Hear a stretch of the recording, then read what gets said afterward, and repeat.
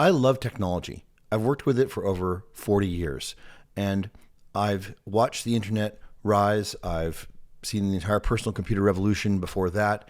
I got into computers when I was 11 years old, and it's been truly remarkable to see the amount of human progress in that time. I've also seen the internet become the source of a lot of human misery. In my last video, I talked about trolls, and they're obviously a huge source of online misery. There's only a couple ways of dealing with trolls. One of them is ignoring them. The other is laughing at them. But ignoring them is actually better because any attention is what they're after. A lot of misery online comes from what they call doom scrolling, which is going through your feed, looking at the misery, looking at the disagreements, looking at the angst and name calling, and just kind of leaving drained and miserable at what you've seen. And unfortunately, there are some good things as well in our social media feeds, and some of us feel like we can just totally turn them off and get away from them. Personally, I treat most of my social media as right only. I don't spend a lot of time doom scrolling. I think that's probably best. But sometimes I find myself reading an interesting thread, and I find these comments in there that are basically worse than useless. And I want to give you some advice here that will help you deal with these. I'm going to focus on Twitter, but this applies to every social media platform. I'm going to show you a technique that will reduce the amount of stress you experience on social media and empower you to make your online experience more and more joyful over time. I've had some great debates on Twitter. I love a good debate where the other person and I thank each other for making some good points, even if we ultimately agree to disagree.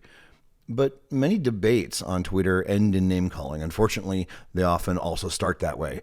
You make what you think is a good point, and the other person is like, "You're dumb, lol." At that point, anything you say is pointless. There's no reasonable rebuttal to "you're dumb." In their mind, not responding is also a win, you coward. This is a sort of low-grade trolling that goes on all the time, and you are far outnumbered by them, so you can't win. Or can you?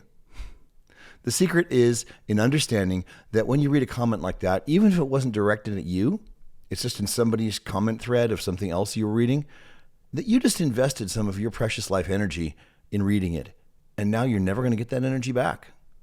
Whenever something in my life goes wrong, I ask myself this single magical question: what can I do so this never happens again? You can ask any of my family. Whenever a dish gets broken or somebody misses a meeting or something like that, I always ask, what can you do so this never happens again? And I ask it of myself at least twice as often. And then I act on the answer to my question. In the case of every single comment I read on Twitter or any other social media app I use, I'm always asking, if I ever read another comment from this person, is it likely to be more of the same? And if I feel like it was a waste of precious heartbeats to scan their comment, I immediately block them. Yes, it takes 2 or 3 taps to get past the "are you sure you want to block this person forever" stuff, but it's worth it. And here's why. First, you'll never have to read another comment from them again. Now, if there's some anon or whatever, you probably never would anyway. But the most important thing is you affirm your own personal sovereignty. You remind yourself that you are in control of your daily life experience. I'm not saying you should block people just because they disagree with you, but it's in how they disagree that makes the difference. Having your views challenged is healthy, even if you are sure the other person is wrong about whatever you're discussing. You don't want to turn your life into an echo chamber, and people who do literally go insane. We see that all the time online now. So as you go through a comment thread, just keep asking yourself, do I really ever need to read another comment from this person ever again in my life? And if the answer is no, insta-block. Sometimes the people who contribute nothing happen to be friends or relatives, and the consequences of blocking them, well, they could be worse in certain ways.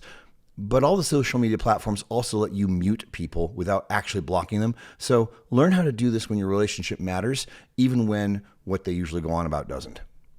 You are the ruler of your life. Don't let anyone else live rent-free in your brain without contributing anything of value. Raise your standards and start treating your social media feed as a gardener treats a plant. Get in the habit of pruning away the unhealthy bits so you can thrive.